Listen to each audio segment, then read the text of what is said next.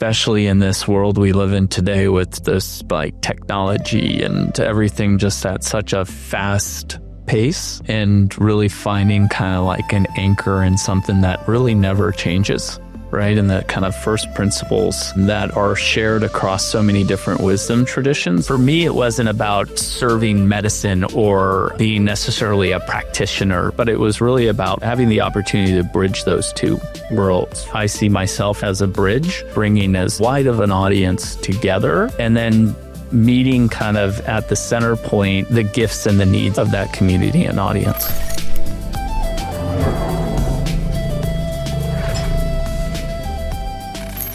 I'll just share, I've learned this really beautiful practice recently of sitting in silence with people and just trusting that what wants to come through will come through, but really waiting and listening instead of just filling up space and filling the void. And this came through. We should start every podcast episode with just silence for maybe the whole episode. Just until someone says something. Anyone's called to say something. And if not, it's just this beautiful internal meditation, and we'll come out super energized and rejuvenated. You can imagine the audience. I listened to this recent episode of the Wisdom Matrix. Yeah, what was it about? That will really grab their attention now. Well, this is exciting. Yeah. It's a big day. The first recording of the Wisdom Matrix. Thank you, brothers, for being here as a team to bring this vision to life. It's exciting.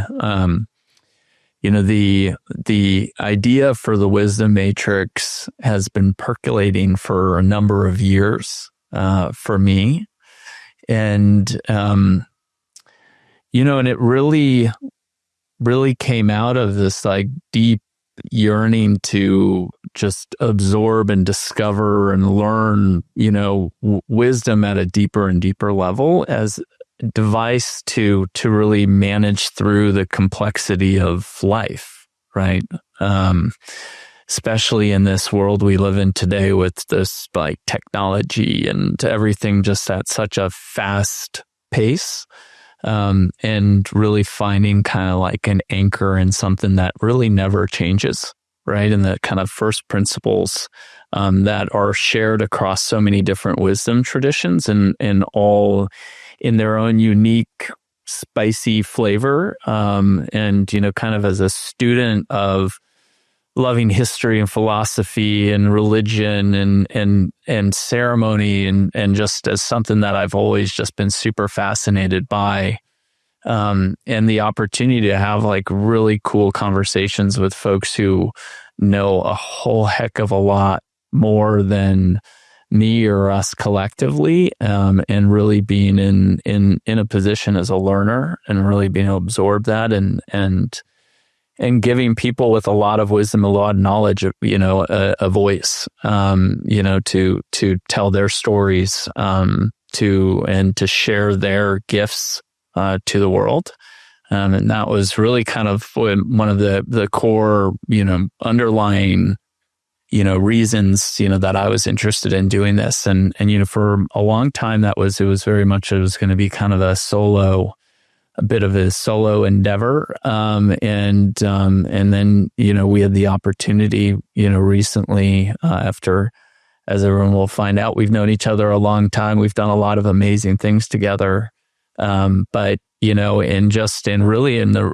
the last, was it 4 or 5 months, right? Of really being like, hey, let's really do something, impactful together. And this is just one piece of that. Right. And it's the start of just this. I think it's going to be an amazing adventure. We're going to have a lot of fun. We're going to meet a lot of great people.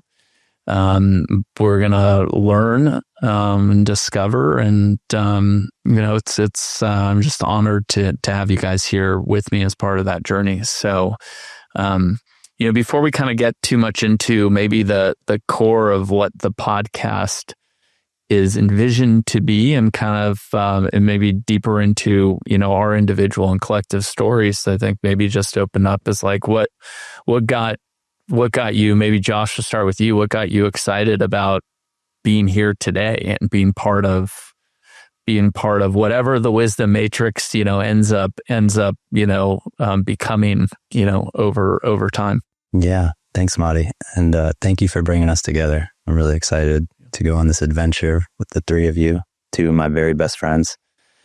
For me, I've always, you know, I have a strong academic background. I've always been intellectual. I've always loved philosophy, and I've always loved to learn and be a student of life. And I know for me, you know, my personal development journey or my transformation journey started about 6 years ago. And it was really tapping into the ancient wisdoms, the core principles, first principles, like you mentioned. And it went beyond just learning and beyond intellectualizing. And it really started to become more about practice and ritual and ceremony and rites of passage, and going through, you know, all of the experiences that I've gone through. It's, you know, now I feel very privileged that I get to be in a position where I get to share the wisdom that I've learned about myself and how I perceive this world to be, to brothers, mostly, primarily working with men. And but really excited to come in together in this forum and to be able to share not only our experiences and what we think wisdom is, which, you know, I think we'll get to. We're not necessarily putting ourselves on a pedestal by any means, but I do think we have some nuggets of wisdom to offer, and I'm really excited to do that with you guys. Yeah, beautiful. Yeah, and there's, you know, it's like the wisdom of uncertainty, right? It's like in uncertainty is endless possibility, which is pretty cool. So there's kind of an anchor wisdom point in that, and just in starting something, right? With that, you know, you can have a vision for where it can end up, but it's like between point A and point B is an, you know, infinite amount of possibilities in terms of getting there. And so it's going to be a fun part of this process for sure. What about you, Travis? Yeah. First and foremost, thank you, Matti, for leading the way here and creating this space for us to explore. I am super excited about the Wisdom Matrix podcast and everything that it can weave together and bring for us in the fabric of what it's going to support over the next few years. I really like what you said about the spicy flavors of wisdom and exploring, you know, what all of those, you know, flavors are. And for me, this opportunity to celebrate unity and where all of these wisdom traditions and paths and everything that makes the world so beautiful and diverse and complex, like being able to sit and in this place of awareness and observe and see it all and be like, wow, look at all of this, right? You know, look at all the beauty, look at all the diversity in the people and in culture and the color of life, just how colorful and beautiful it is. To be able to be in this space and be a totally empty container so that every conversation can fill me up and every conversation can bring new light, new value, new awareness, to have the potential to invite all of these guests onto the show that do carry their life experience, their lived experience and wisdom, and to be a sponge to absorb that and to continue to grow and expand and just enjoy every single moment of life, enjoy this experience together. It's for me, it's fairly rare living in a busy world, having all the professional responsibilities or vocational responsibilities, the family responsibilities, everything that's going on in this very fragmented, distracted world, and then being very intentional about actually just sitting down to have a conversation about things that are interesting and important and valuable to us, and that we get to do that together as friends and go on this journey together, it to me is worth being intentional about. It's worth taking the time, in this space, to do that, and to give our souls an opportunity to speak, right? Like really to see beyond what's on the surface and explore the essence of our being, and allowing whatever wants to come through, and in that uncertainty, right? Leaning into the unknown, and this opportunity to just say yes. Like, none of us have to be here doing this. We could be spending time with our family. We could be spending time focusing on other areas, but diving in with a big, bold, and daring yes to this, any invitation to step into courage in a big way, and that's what this feels like, is stepping into a new chapter, a new level of courage, I think is a beautiful opportunity. Yeah, amazing. It's just to echo something Travis said, like, we're busy. And whoever's listening to this is busy. Like, it is what it is. We all live busy lives. And so how can we make this wisdom practical, tangible, digestible? How can we make it so that it can be incorporated into your everyday life or your weekly life? And, I know that's been a really important for me as well, because it's great to read about all these practices and all these wisdoms and traditions and stuff. But like, unless I can make it relatable to me or to my community, then it's really just mental stimulation, or mental masturbation, as I like to call it. So, I think that's also our intent, is like, we want to bring through the relatable, the tangible, the practical.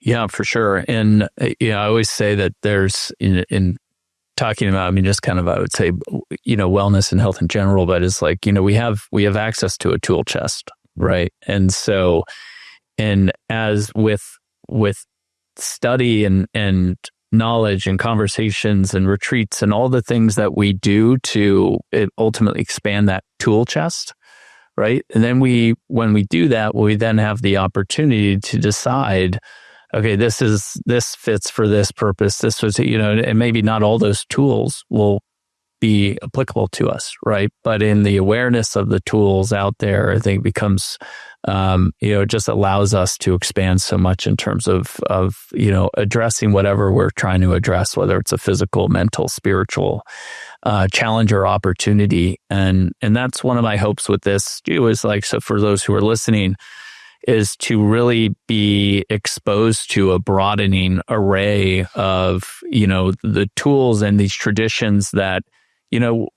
as we'll see, I think, and as I've studied a lot of this stuff with, again, at a very kind of, still very basic level, I've got a lot to learn, but there's so many common connections, right? And so, but to this kind of the spiciness of all these different traditions, there's different angles, right? And there are a lot of different tools. And so being able to like really give space for that in these conversations, and then allowing, folks who are listening and ourselves, is very much embodying what we're talking about, is like, hey, it's fun in being able to like, hey, let's test this out, this morning, Travis and I did 2 hours of Kriya. It was like, Travis, you're really into Kriya. It's been a core part, and I've dabbled, right? Same thing with like Qigong practice and stuff like that. There's things that, it's really great to be able to kind of test out and see how they kind of fit with, with just our daily lives, right? And what's having impact. And then we also go through seasons, right? Where seasons of like, okay, I'm going to be super regimented about this. And then it's like, and then it's a season maybe for something else, but then there's the core practices that are kind of just like always there. But that's going to be a very individual thing. And so I think that's part of the fun of having these conversations. And it's reflective of just the abundance of life, right? There's no lack of anything if we see it in the right way, I think. And so I think in these conversations that'll come out, I think, in exciting and fun ways. And, hopefully, for us and for for our guests in all these conversations, it's a fun experience, right? Yeah. Because sometimes in some of these, especially in some of these older wisdom traditions, there can be a seriousness to it. That especially if coming from a mindset of like this, there's one way is the right way, and then other ways are maybe not the right way. Versus looking at, we may have our own internal beliefs about kind of where we're anchoring, but also it's about being open to the whole variety that's out there, and respecting, everyone's journeys as their own. So I think that's going to be it's going to be a cool part of this journey. 100%. And expect banter and fun and realness and rawness, because that's just who we are. And we're not going to hold back and hide ourselves. Yes. There will most likely be some jokes and laughing. Maybe a tear or two. I'm definitely going to cry. It's going to happen. Yeah. The tears will flow. Mm-hmm. I cried yesterday. It was amazing. One interesting place to start would just be maybe how we came together originally, because we've known each other for a while now. So it's 9 years. Yeah. 9 years. 9 years. And Travis was the connector, the initial glue that brought us together. And I still remember, Travis, the day I met you was at David Gilmour's house. Epic entrepreneur, passed away not too long ago.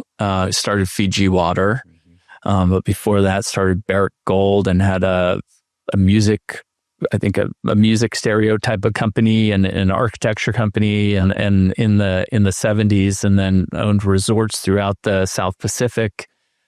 Really interesting guy. And I remember walking into I had a lunch. I was supposed to have lunch at his house. Walking to his house, you're there. I think you guys were working maybe on a documentary or something. I can't remember exactly. And we just started talking, and we connected immediately. I mean, really, immediately as fathers. I've got 2 teenage daughters now, 17 and 16. Travis, your daughter Piper, same age as my eldest daughter, and just hearing your story, which we'll get into, and just how much it resonated with me as a father. That was just like an immediate connection.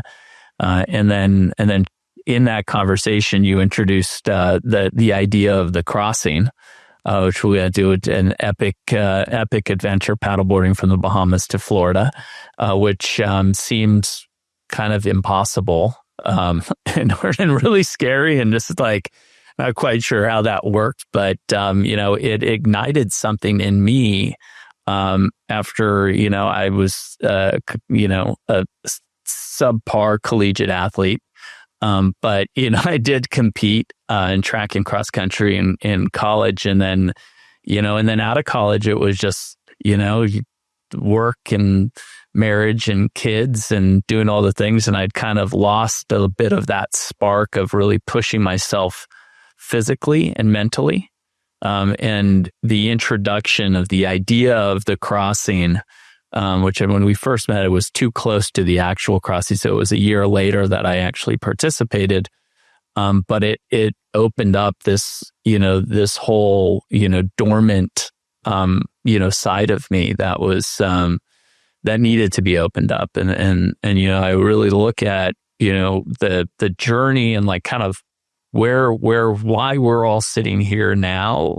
The seed was planted in that moment when we met. And then it was, fast forward a year later to actually doing crossing. Then, Josh, that's how we really became close through that. And so maybe since it's specific to the crossing, Travis, maybe talk a little bit about that kind of initial kind of coming together of us, and then we can dive in a little bit deeper into our individual stories. Yeah, sure. Yeah, I remember that meeting, and it seems like there's always a little bit of a sparkle in people's eyes, like the first time they hear of the crossing, and they kind of, they light up a little bit, or they ask a question like, well, how long does that take? And I remember looking at Matti, and I was like, this guy wants to do it. You could see the stoke. Yeah. And come to find out that, you have a passion for the ocean, and that we had this connection as fathers. And Piper, who is my daughter, who's now 18, we'll get into it more at some point, but she was diagnosed with cystic fibrosis when she was 4. And the ocean happens to be really beneficial for people with CF. And so there was this impetus at that time to build and create something that would create a lot of awareness, fundraise, and impact for the CF community. And the crossing became the vehicle for that. And the invitation of the crossing, definitely the thing I've noticed over the years, and I mentioned it earlier, is you really get to witness people step into courage. And when people, Barbara Marx Hubbard has a great quote. She was considered by many to be the mother of conscious evolution of our century. And she had this wonderful quote that when we step up to the big yes in our life, the incarnation of divinity accelerates. And it's like, wow. I mean, you can really sit with that one.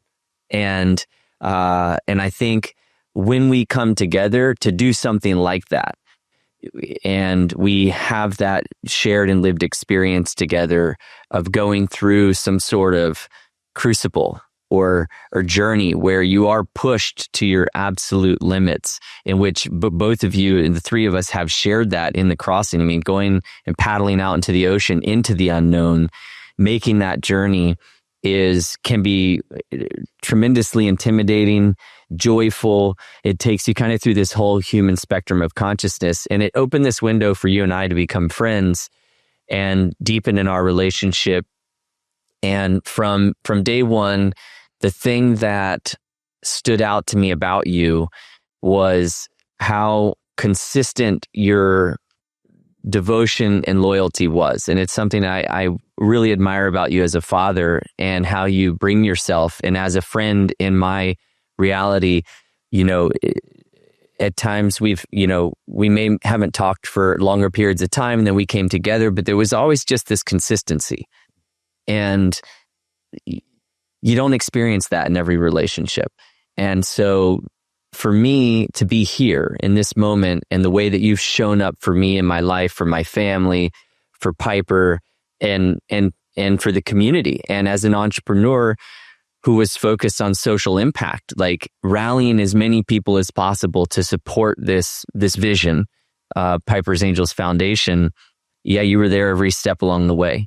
And so it's a beautiful beginning to a relationship, to a friendship, to get us to where we are today. Thinking about back to, so that was 2017, and that was right around when my sister passed, which, and the Wisdom Matrix as a podcast, the idea around it really, in addition to having these, really just interesting and impactful conversations that are just, scratching the itch of curiosity that I have, that we have, is the idea is it's also in support of something even bigger that we're building, but it's very much tied in, and that's Maija Wellness, as an ecosystem that's really anchored in people, place, and practice, to really help people, with whatever challenges, or really just optimize, their overall well-being, and build a place, that we're working on, that, it'll be in the, it is envisioned in the mountains of North Carolina, and really building this kind of broader wellness ecosystem that we're coming together to do, and the Wisdom Matrix, but really being in service, to that vision. And that the Maija part of that is inspired by my sister, and she so my sister was a year and a half younger than me, and unfortunately she passed away in 2017. after years of struggling with addiction, drugs, alcohol, and good times, bad times, in and out of traditional rehabs. And, it was in June of 17 that she ended up passing away and lost that battle. I think we had met it was probably February of 17, February, March of 17. Because I remember it was just coming up. I was really excited about the crossing. Then I was like, I am not prepared at all to paddle 80 miles across the ocean, with a month and a half of preparation. And so but I put that date in 2018 very much, it was solidly on the calendar, and then started building to that. But the, with regards to, a bit about my story and kind of how I got here and the inspiration behind a lot of what now I'm stepping into, personally and professionally, is really rooted in the story of my sister. And the challenges that she had, throughout her life, and ultimately about how I saw a system that really failed to protect her, to give her the support that she needed, and that really was I think in general just very narrow-minded in terms of what support was even possible, right? I came from a very traditional background in terms of high achiever, very, never do anything, never really cause any issues, never get in trouble, straight A's, go to a great college, get the job as expected of me. And my sister started having real issues when she was, about 12, 13 years old. And we didn't grow up with my father left when I was young. I grew up with an amazing mother and a great situation, and with wonderful grandfathers who were there for me. But my sister really lacked, I think not having that father figure really hurt her. So there's years of struggle around that. And in that realization, I was always struggling to figure out how to help her. And in the challenge of that, and really finding and navigating the resources available to help. And we have kind of an interesting perspective, because I'm both an American, but I'm also a Finnish citizen. And, I spent a lot of time growing up in Finland, and both systems kind of have their pluses and minuses. But, what I realized is in Finland, if she had been going through that situation that she was going through, the resources are quite expansive. The safety net is huge. It's very hard in a society like that to kind of fall through the cracks and not get the support that you want. It's socialized medicine. And so we have an amazing healthcare system in this country, but it's really, a lot of it depends on your resources, that you have access to, in order, is it gonna provide for you in the way that you need it. And it's also very focused on, more of a less preventative and more of let's treat, the issue once it arises versus, thinking about it more holistically. And so, after she had passed in June of 17, I had the opportunity to, watch a documentary on a flight to London, that was about psychedelics. And at that point I had really no awareness, and I would say I was probably pretty resistant to anything that, would have been deemed to have been like, illegal or not, not kind of like mainstream. Unconventional. Yes. Unconventional. Better word. But in that I realized, and it was all around helping people with, battling addiction. And it really opened my eyes. I said, okay, well, one, if I had known about this 4 months ago, this could have been an opportunity to really help and ultimately save my sister. The documentary is based on a place in Mexico. It's like it would have been really probably hard to get my sister on a plane to Mexico. There's the whole logistics of it, but I'm like, but it really opened my eyes. I was like, wow, there are things out there that I just was either not aware of or resistant to that, could really help people similar to my sister who are in need. And so that's what planted the seeds for the idea of Maija as a place for healing. For those who kind of, in a sense, the system maybe isn't providing for in the way that they need. And then also just people who are looking to live more fulfilled, more purposeful lives, really optimizing, health, wellness, spirituality. And so it started that journey at that point of really thinking about how that could come about. And 6-7 years later, it's finally like now it's really picking up steam, and it's coming into a real defined kind of point in its evolution. And you guys are part of it, which is amazing. And so you've been there with me through kind of that whole period of time as I've discovered more about myself, around my purpose, and gotten through a lot of like challenging times as we're kind of like, kind of getting, like shedding the old skin and emerging into a new one. And now through that journey and all the wisdom and the people that, I've been exposed to, we've been exposed to, and so now the opportunity to bring that all together and really service for ourselves and our family and our friends, but also, people we have yet to meet, is a really exciting opportunity and blessed to, be on this journey, and on this journey with you guys. Yeah. And Maija, the name, right? It's, what's the origin of the name? So Maija is Finnish. So Maija. So in Finland, it's Matti and Maija.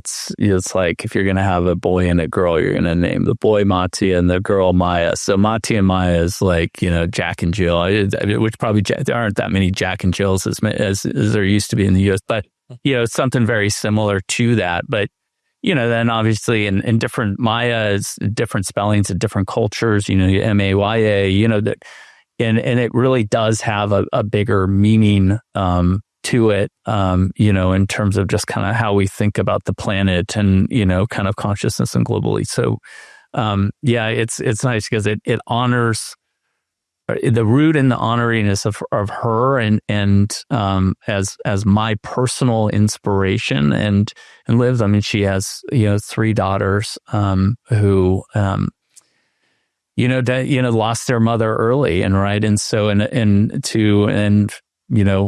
then my mother who lost a daughter way too early, and so part of it too for me, part of the inspiration is giving the family something that they can really remember my sister by, but also have it be so much bigger than a single individual, like in terms of what impact it can have and the meaning, whether people know anything about Maija the person, which I'm always excited to kind of tell her story, but it's like Maija the place is rooted in something very, very deep and profound for me. And hopefully as people come in and experience it, whether it's physically or through, the podcast or through videos or whatever or just through, friends or whoever that are exposed to it, it's like, it'll have something that will really resonate and be very timeless. And that's what really, that's what I'm looking to, what I'm excited to build, because so much of my professional life up to this point, it's been very entrepreneurial. But it really hasn't been building anything with the intention of it being timeless. Yeah. Right. It's more about solving an immediate need. as I've kind of figured out, you get out of college, you're in your 20s, you meet the girl, you fall in love, you get married, do you have a kid? You're like, how do I pay for all this? Like, what do I do? And then, in that, I think purpose gets lost. And then we have this opportunity, hopefully at a certain point in our lives to like take a beat and really kind of reflect on what we've learned over this period of time. And really kind of start dialing into like, well, how do I want to spend the rest of my life? It's a beautiful thing to have permission to do that. And especially invite others into that and in their own kind of unique way and contribution, and some more so, some less so, but it's really about being in service to community, and less about self. Yeah.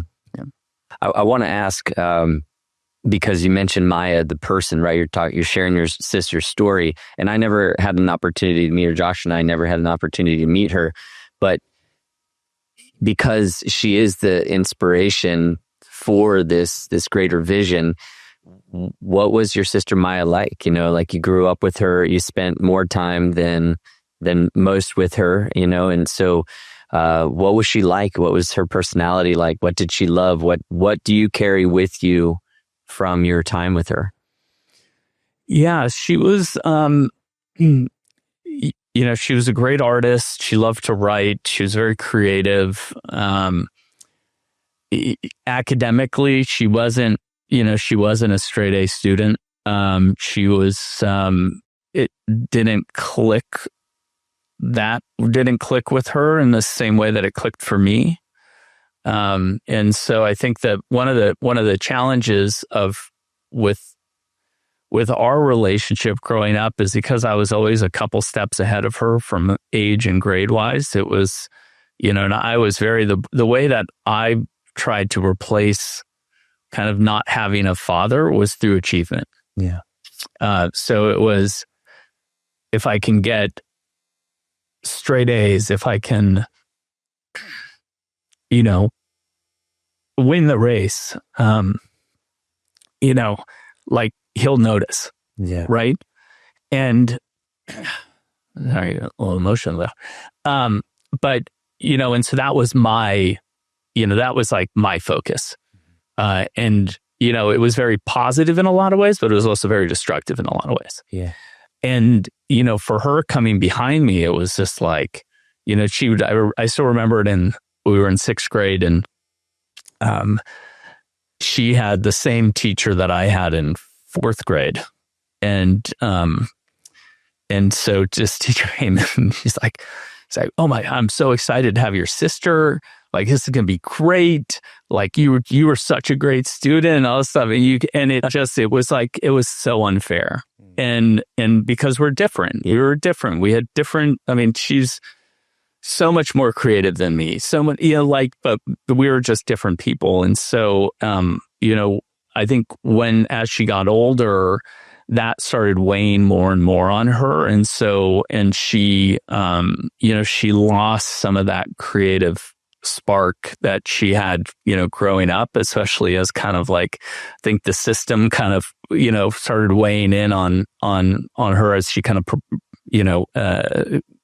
got older and up, and advanced through school. And so, and then she's, in those kind of like, I've, as fathers of daughters, like middle school years are tough. Like for kids generally, girls are really hard. The hardest. Oh my God. They're just, kids are brutal to each other, the whole thing. And so, and that's when really she started having challenges. But, our memories growing up, were great. We would, she was always, it was funny, like I was always the adventurous one, like, always excited to go travel somewhere new. She was always the one worried about like the boat's going to leave us.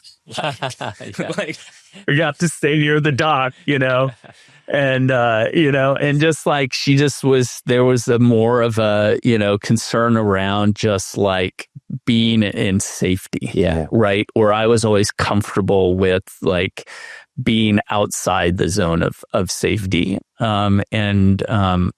and then, but through her life, when she would be battling, but then she would emerge. And it was really when she started tapping into her creativity that was like, and I saw just the most beautiful poems and letters from her.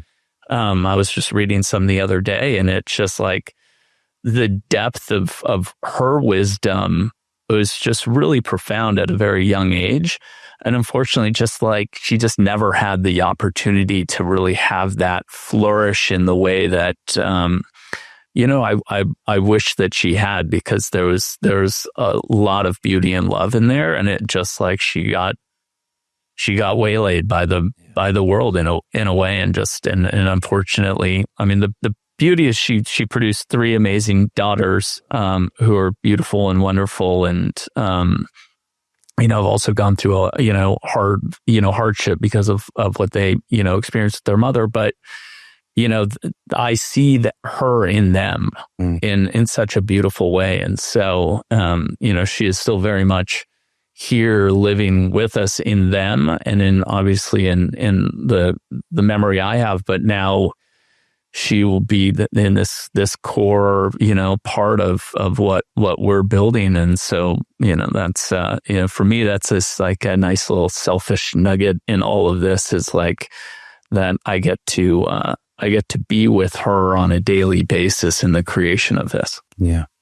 I think something that gives me hope about the future is, and you mentioned this, like we kind of grew up in a culture, as amazing as it has been and is, it wasn't always set up for people who were maybe more creative, or just, the outliers, or the black sheep. I myself resonate with that kind of experience growing up. It was, always sit down, shut up, do as you're told, get the good grades, get the degree, get the job, save for retirement, right? And I think what gives me hope is the generations below us, the younger generations. It feels like there's such much more of a capacity and an opportunity for people's creativity to come through, their authenticity, their weirdness, and we give more room and space for people to be who they are, and stop trying to fit all these different shapes into a square hole, right? And it sounds like, your sister, unfortunately, and the leaving of your father and everything, but yeah, just sounds like she didn't necessarily grow up in an atmosphere that allowed her just to be who she was. And I imagine that was hard for her. Yeah, no, for sure. Well, and I think just to kind of, go in a little deeper on what you just said in terms of hope, I do think and ultimately one of the inspirations for this podcast was kind of thinking about, in this time of just like massive change, right? In technology and AI and raising kids in this environment too, and seeing like how much kind of mindset impacts kind of either fear or optimism for the future. Yeah. Right. Is if you come at these wild changes that like we have no way of knowing what the world's going to look like in, 5 years, a year. The things are just happening so rapidly, right? But if you come at it from like an abundance mindset, it's a much healthier place than from a place of fear and scarcity. Right. And I think that the world that a lot of us grew up in, and still the world that, ultimately dominates today, but I agree. I feel like it's shifting. And I think that shift is going to be accelerated by what we're experiencing from a technology standpoint, is so rooted in this kind of fear and scarcity mindset. Right. And so it was like, well, I have to do this in order to protect myself. Right. I have to get these grades. I have to go to this school. I have to get this job, or else it's like the fear is too much around like where, and you have everyone telling you, this is the path. And then ultimately, like you do all this and then save up enough. And then at, 65, you can retire and do whatever you want. And you're like, okay.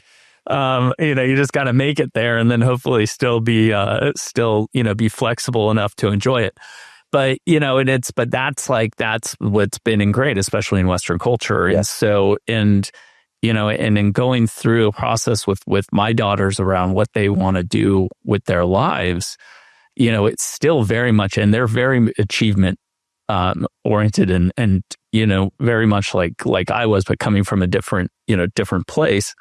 But it's like, God, you can be like tap into your creativity, tap into passion, tap into, wonder and awe. And, the more I've kind of thought about it for myself and just kind of broadly as well, I think one of the challenges we have, and that it's been a growing challenge in society, is this, we're not anchored in faith.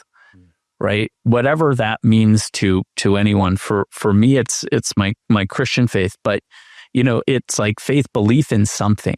Yeah. Right. And when we don't believe in anything, then that's where, we have division. That's where we have like people operating from fear and scarcity, and it's about accumulation and not sharing, and not about, and it's just, and I think that there is, though, this growing trend back towards faith and belief, and I think this is one of the things that I'm really excited to explore, with this podcast, and then incorporate that in the place and kind of ecosystem that Maija is like, how do we like get rooted back in believing in something that we can be anchored in, that can be that kind of the ballast when things are rocky, right? Yeah. And without that we're like problems not just start, but they really start spiraling and accumulating, and then we have, so a lot of the issues that I think we're faced with today in our society. Yeah.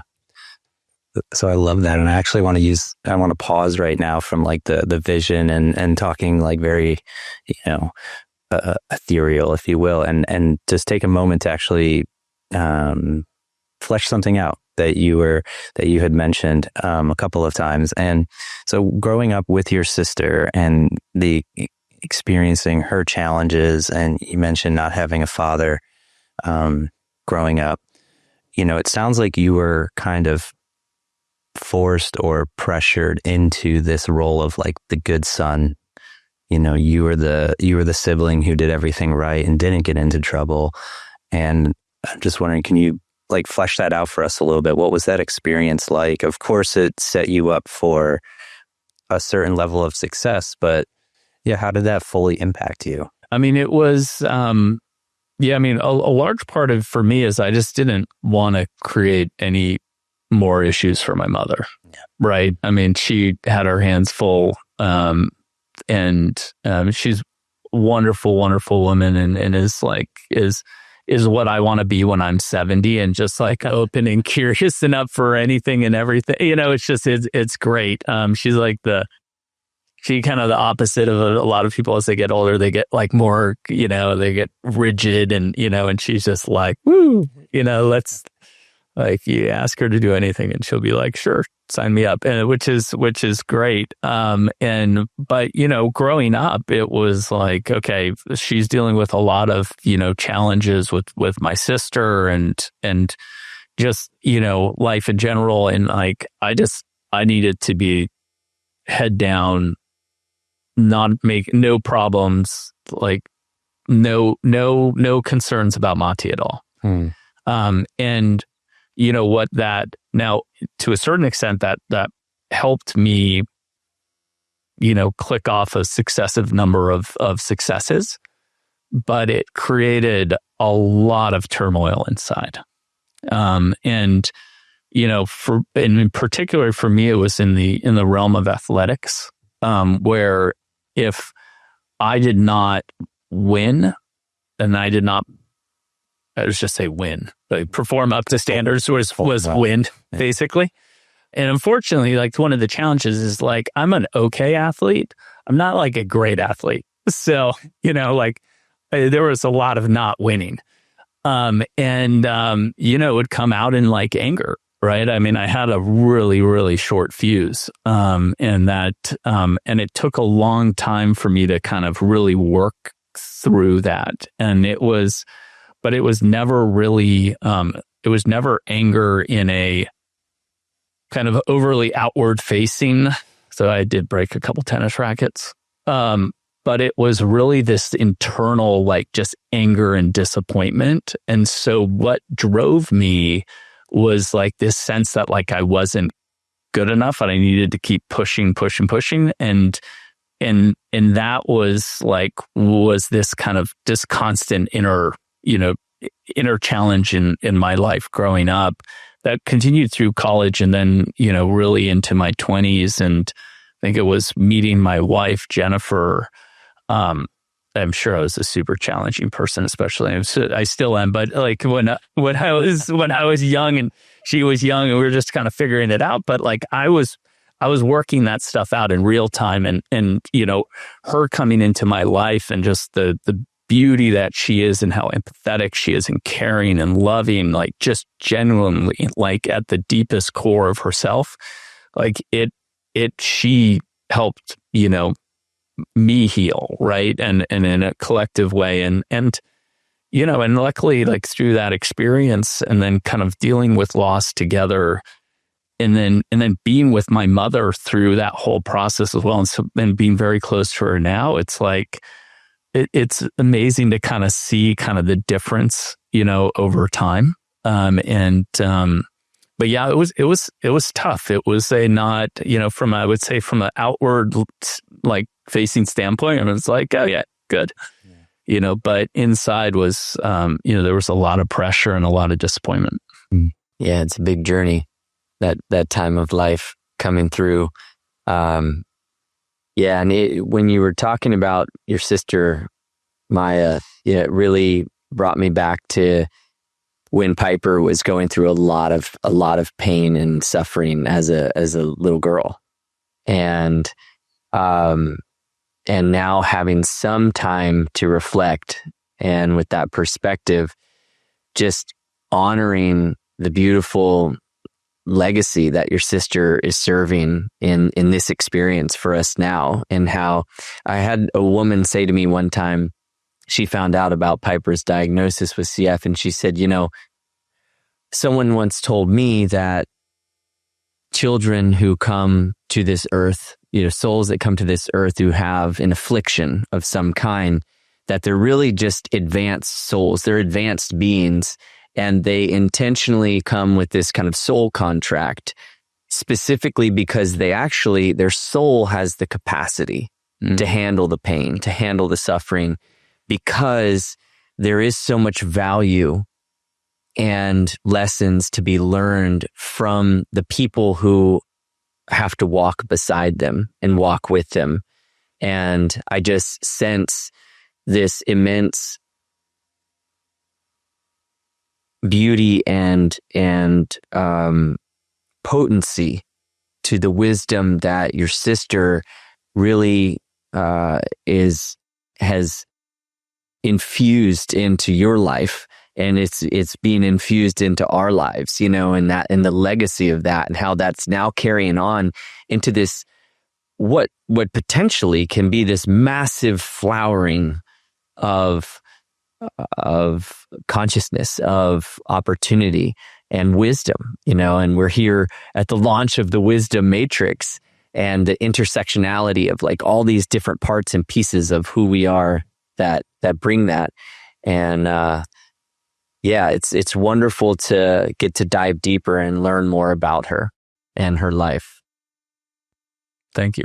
Yeah, it's yeah, I mean, I think for such a driving part for me has just been like, I so regret not being able to save her. And I've struggled with that I struggled with that when she was alive, right? And since she passed away, and then it's like but life's busy. We have a lot of things going on, right? And we can kind of get but everything.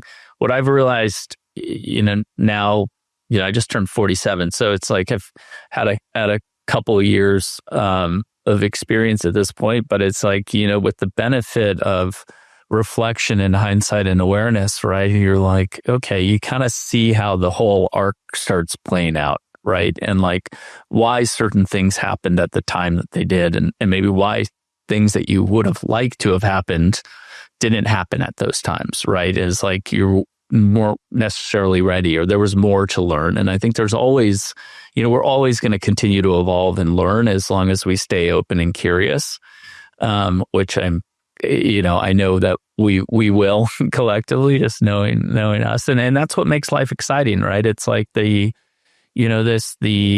back to this idea of, uncertainty, which makes a lot of people very uncomfortable.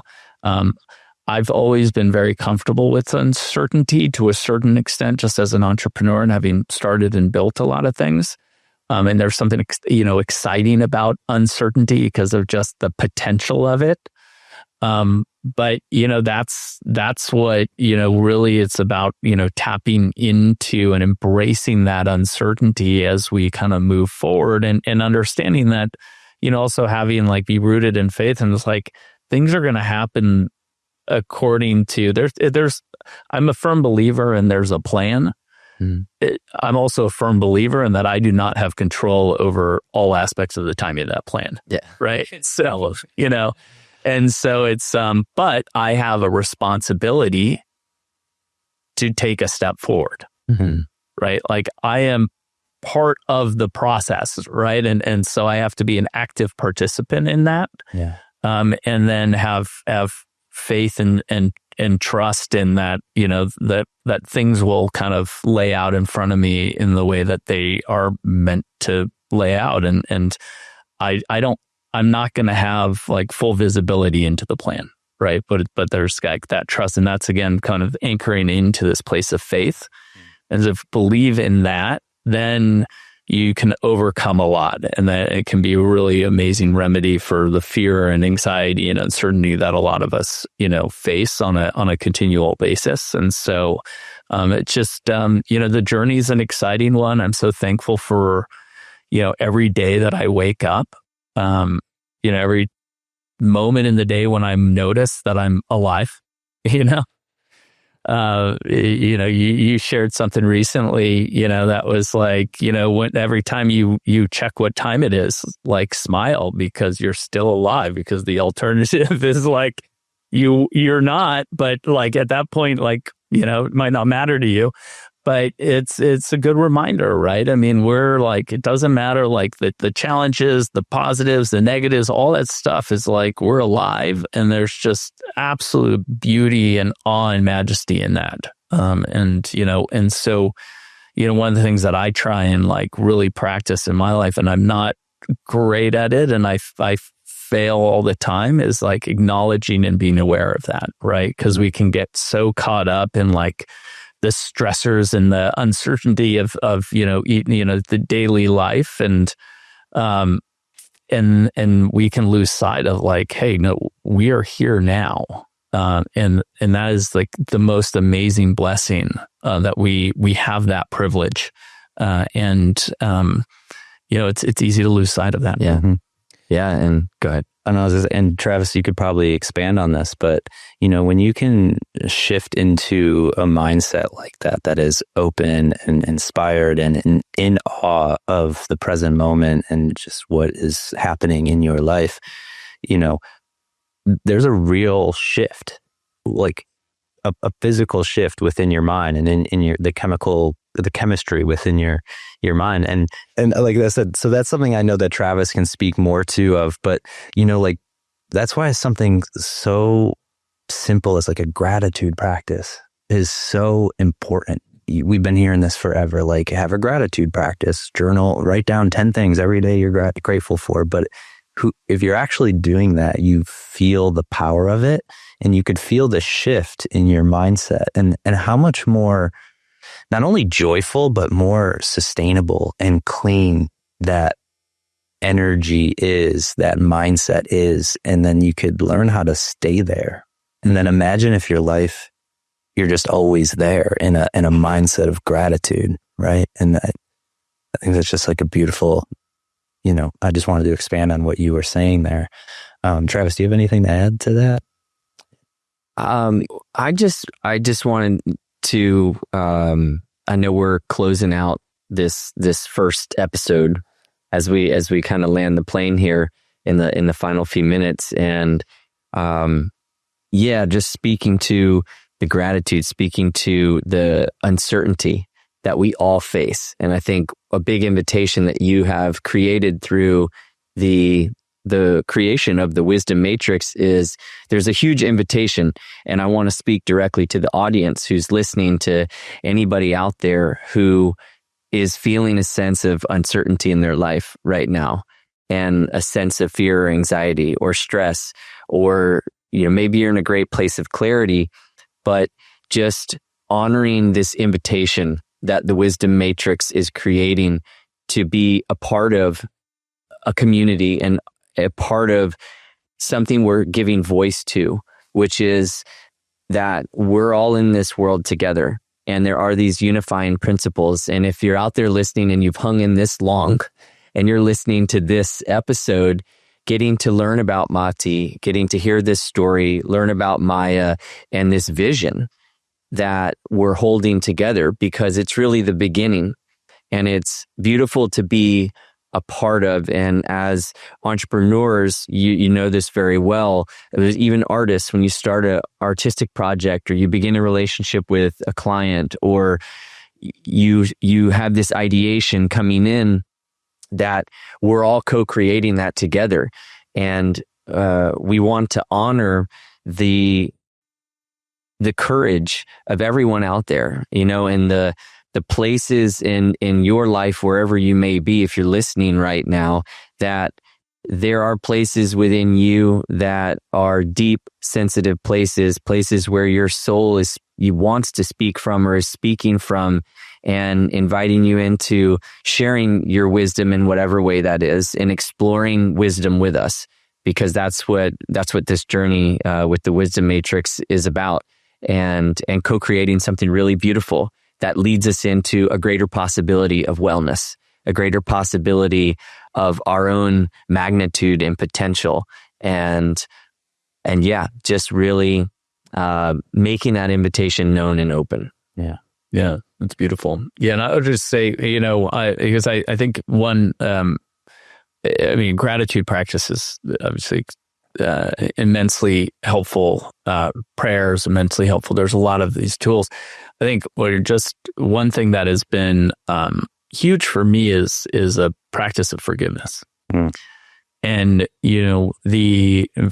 forgiving myself, forgiving others. So it really starts with yourself, forgiving yourself, because we're our own worst critics, right? And we can look back and it's like, oh, we should have done this, we should have, whether it's timing or actual action, there's a lot that can kind of build up. And what I've found in my life, and particularly in the last, I'd say 5 years, where I've really been intentional about it, is like really clearing that the gunk that's there, that ultimately you were part of that process, but it's like there's nothing you can do about it now. And we experience things, we do things, we have the opportunity to make decisions in the present time based on things in the past, right? That affect the future, but it's just because we know what we know now doesn't mean we knew the same things 10 years ago, right? And I think and having forgiveness for yourself, then at least for me in my path and my journey, has then allowed for this opening of then to layer on gratitude, then to layer on more of an expansive mindset and say, it's like, okay, like I get it. If we could do it all over again, maybe done it a little differently, right? But there is a reason we can't do it all over again. There's a reason why it happened the way that it did, and we're here where we are now, and we can learn from all those experiences. We can't have them hold us back, right? And so that's the forgiveness part for me, has been a really important part of it.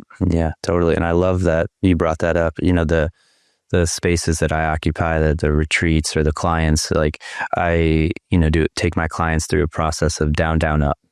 It's like you got first, especially as men, you got to go down through your roles, through your expectations and through your programming. But then you got to go even down deeper into the energy, into the anger, the shame, the guilt, all that dense energy, because I see things in terms of energy, and emotions are just energy in motion. And those things get lodged and stuck in our body, stagnant energy. But when you could plunge that stuff and you could really get through those dense energies, you create space. And Travis was saying, like, there are parts of you, inside of you, that we're not even aware of, and most people don't have access to. But when you start to plunge those old stagnant energies out of your system, you create that space. For you, it was forgiveness, right? And then that created space for you to then layer in the new mindsets, the new feelings, the new ways of relating and being. But you first got to go through those dense layers. You got to go down into the body and really offend. You got to offend the ego, essentially, in order to get to a place that your soul starts to speak and you start to live from that place. Yeah, and it's beautiful. I mean, we've had the honor of hosting some, retreats together, and seeing firsthand when energy gets unstuck. Yeah. Is, one of the most beautiful things. Yeah. And just like what it does to a human being. Yeah. Right.